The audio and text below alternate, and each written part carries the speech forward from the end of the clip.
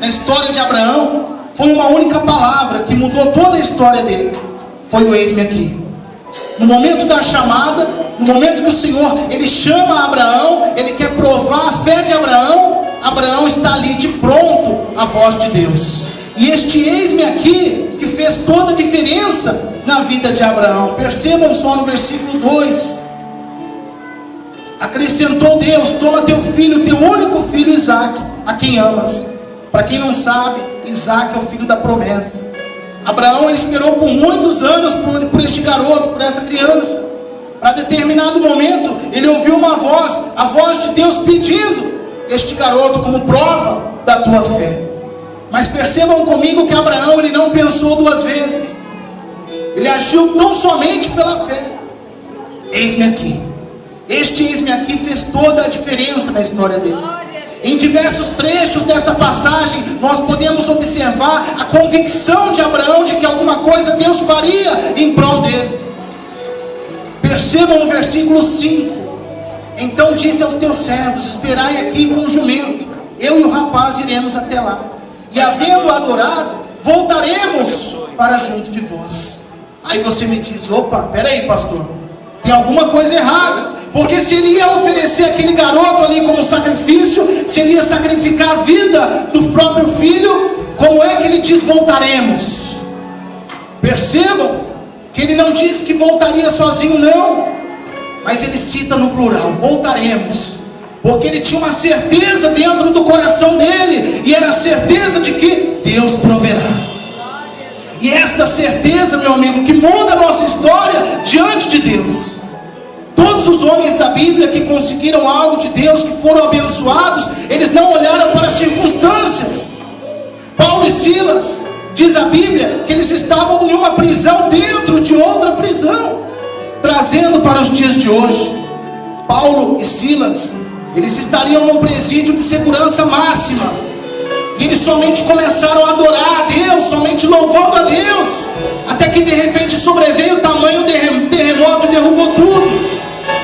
A mulher do fluxo de sangue, ela não olhou para a própria situação, não, mas ela acreditou que se tão somente ela tocasse na orla das vestes, ou seja, na pontinha das vestes de Jesus, ela iria viver um milagre naquele momento, ela seria curada.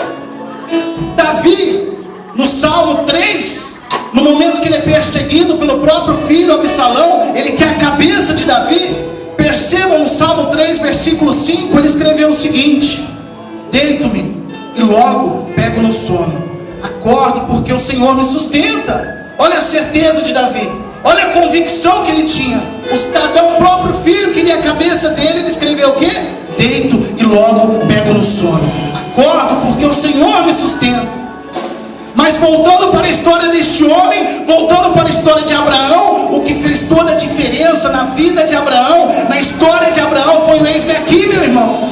Se você estiver atento à chamada de Deus para a tua vida, se você estiver atento à vontade de Deus para a tua vida, o teu eis-me aqui, ele pode fazer toda a diferença. No momento que o Senhor tocar no teu coração, para de repente orar mais, eis-me aqui, Senhor.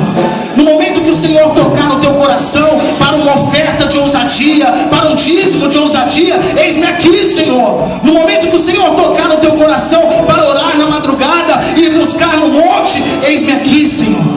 E é este o eis-me aqui que faz a diferença na vida de um homem de Deus e na vida de uma mulher de Deus. E percebam que este eis-me aqui, ele fez toda a diferença na vida de Abraão. Aí de repente você olha para mim nesta noite e fala assim: sabe o que é, pastor? Mas eu não senti, pastor. Eu não senti de fazer tal coisa, pastor. Meu irmão, a Bíblia não diz que tudo é possível àquele que sente. A palavra diz que tudo é possível àquele que crê. E se você crê, nesta noite você vai ver o agir de Deus sobre a tua vida. Você vai ver uma mudança de história. Aquele que apontou o dedo para você, aquele que não acreditava mais em você, ele vai ver Deus na tua vida. Porque a palavra diz que ele não é homem para que minta, e nem filho do homem para que se arrependa. E continuando, percebam quão forte essa história, que no momento que ele diz: eis-me aqui, o anjo aparece e diz: Abraão, não estenda a mão sobre o rapaz e nada lhe faça, porque agora agora eu sei que temes a Deus, porquanto não me negaste o teu único filho. Abraão, ele sabia que Deus não ia tomar a bênção de volta, irmão. É claro que não. Mas ele tinha uma certeza até o último momento. Para quem não sabe, este instrumento, o cutelo, no qual ele chega até mesmo estender para sacrificar Isaac, o cutelo naquele tempo era uma espécie de machadinho.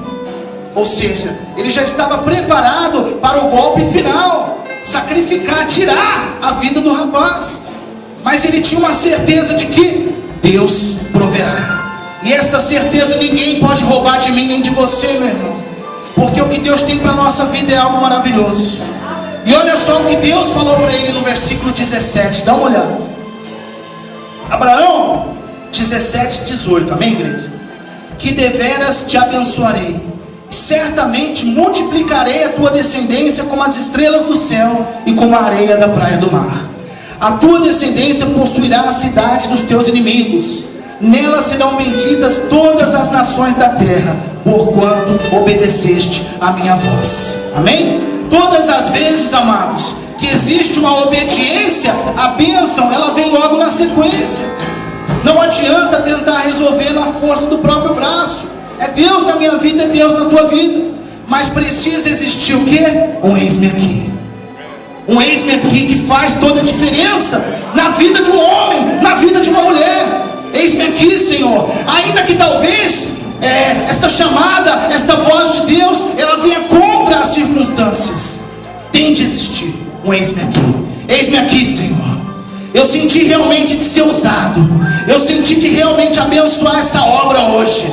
Olha, Deus, eu senti que eu tenho que orar mais, buscar mais. É a chamada de Deus para a tua vida. E assim como este homem, ele foi abençoado, você também será abençoado, em nome de Jesus. É somente deixar verdadeiramente o agir de Deus sobre a tua vida. Eu costumo dizer que quem pode te atrapalhar não é nem Deus nem o diabo, é você mesmo, meu amigo. Ficar em cima do muro às vezes pode amarrar uma história linda que Deus tem para a tua vida. Certa vez eu ouvi uma parábola de um homem que ele estava em cima do muro. E segundo ele, em determinado momento, ele viu um anjinho de um lado e um diabinho do outro. E ele permaneceu ali quieto, em cima do muro, observando o anjo de um lado e o diabo do outro. E ele observou que o diabo estava quieto, somente observando ele. Mas o anjo insistia muito: meu filho, pula para cá. Meu filho, sai desse muro, pula para cá, pula para o meu lado. E ele permanecia em cima do muro, olhando o diabo quieto. E o diabinho não dizia nada, o diabinho somente observava. Então ele ficou curioso, intrigado com aquela situação. E de repente ele virou para o diabo e perguntou: por que é que você não me chama? Por que é que o anjo insiste tanto para eu sair desse muro e eu pular para o lado dele, e você permanece aí quieto, somente me olhando? E o diabinho respondeu para ele: porque o muro é meu. Enquanto você permanecer no muro, meu amigo, você é meu. Eu não preciso chamar.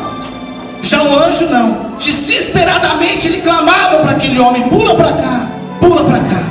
Meu amigo, no momento que existir essa decisão na tua vida, do eis-me aqui, não vai ter inferno, não vai ter demônio, não vai ter inveja, não vai ter olho gordo que vai te amarrar, porque você nasceu para vencer. Deus, ele vai multiplicar a tua descendência, ele vai abençoar a tua história no nome de Jesus. Você tem pisado no lugar santo. Nós estamos sempre nos consagrando. Está aí o relógio da oração. Homens de Deus clamando pela tua vida. Homens de Deus clamando, chorando: Senhor, abençoa estas almas, Pai. Todo mundo, ao adentrar aquele lugar, que venha viver uma novidade de vida. Nós estamos fazendo a nossa parte, mas você precisa fazer a tua, no nome de Jesus. Tem de existir um eis-me aqui. Está pronto, atento, com os ouvidos inclinados à voz de Deus, para que verdadeiramente a tua história possa ser mudada no nome de Jesus. Amém, igreja? Agradeço a oportunidade, no nome de Jesus, e as palmas louvam o Senhor.